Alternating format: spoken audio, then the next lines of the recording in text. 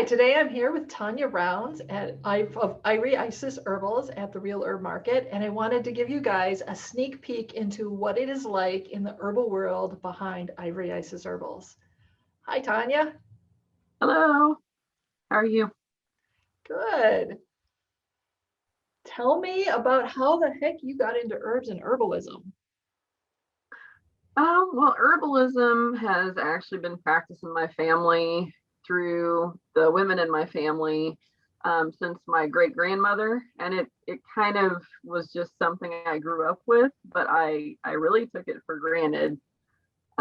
We did use local herbs kind of in the Ozark folk tradition because I'm from the Ozarks of Missouri, and I had always been around my mom and my grandma using herbs. It was just a big part of my life growing up. And I started studying aromatherapy in 2017. And then I was like, well, this is interesting, but it's not exactly the perfect fit for me. I mean, I kind of want to learn more about the plants. And so I then moved on to getting an herbal certification and then pretty much taking every class I could on herbalism and started making my own products in 2019.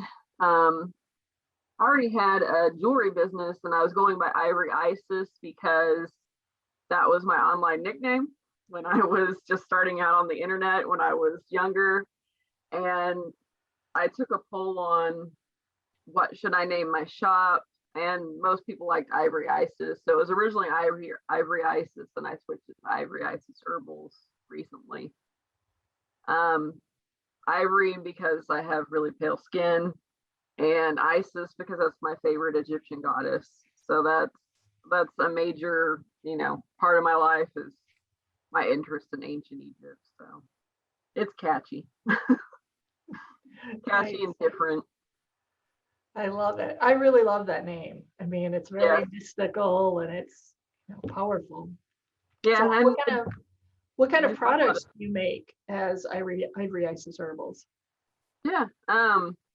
Well, I wanted to focus on the Ozark folk tradition herbalism that I kind of have some kind of a background in. It's kind of sketchy because it's like a lot of this wasn't written down really well, but I'm trying to learn more about it and include herbs from the Ozarks in my products. And then I also really like researching historical herbal beauty products, particularly from like the Victorian era. So a lot of my herbal products are inspired by my grandmother's gardens and the items that she used. She was born around 1914, so she was really this. I have a picture of her back here, but this was like 1942, her early 30s. She looks like a little cherub, but that's my grandma. But I was kind of inspired because she was kind of my babysitter as a kid. So I was around her a lot and learned a lot about plants from her. So, and like my rose salve that I make was inspired by her use of Smith's rosebud salve, which smells really nice, but it has a lot of petroleum in it. So trying to make something more natural than the petroleum based products and stuff like that. So do you have a couple of shop products you could show us? You can share with us? Oh, sure. The rose salve, it's got rose hip seed oil in it. Well, maybe this is not going to open, but it's got rose hip seed oil in it and rose infused oil and a little bit of bergamot and a little bit of geranium and a little bit of beetroot powder to give it some color. But it smells really good. It's really healing. You can use it as a lip balm or just a cuticle salve or cuts or anything like that. It's very useful for a lot of different stuff. And one of my popular products is this Lorena Queen of Hungry Water toner. It's a facial toner, but I added a lot of different herbs in here that are just really good for your skin, especially acne prone skin, which mine is acne prone. So even as an adult, it's still doing stuff like that. Then I just made a beard balm that's called Ozark Journeys Beard Balm. It's basically cedar and a few different copaiba, which just smells vanilla-y, and then pine. And then it's kind of like taking a walk through the woods. It's kind of what I was inspired by, was just what you find in the Ozarks and what's around you. I love it. That sounds wonderful. So if I buy products from you, what kind of experience could I expect?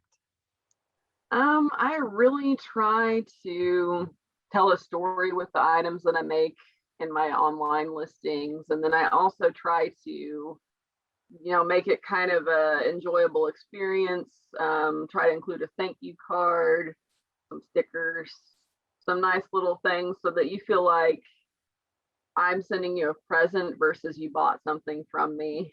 And then I like to include coupons and just things that make it a nice experience.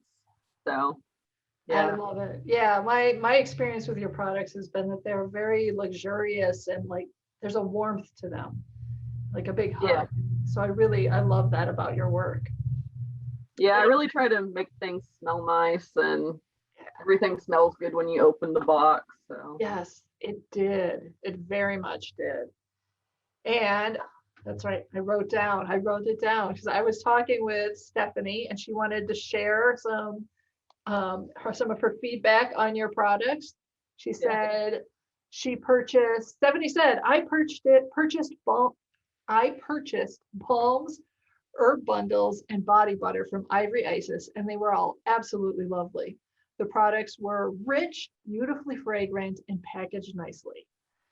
And then Tara also chimed in and said, Tanya's offerings, Tania offers lovely, high quality products. Her diligence in both formulation and design comes through in every piece.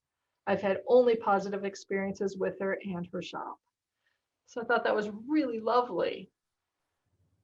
yeah, those are some repeat customers, and Tara also takes classes with me. So Yeah, classes. that was wonderful. I love the way that they just, express so clearly the care that you put into your products. Yeah. Yeah, I really try. So thank you so much for telling us a little bit about yourself and Ivory Isis Herbals and about your products. And everybody else, let's pop on over to Ivory Isis Herbals at the Real Herb Market to get your hands on some of Tania's joyful goodies. Go over to Ivory Isis Herbals today.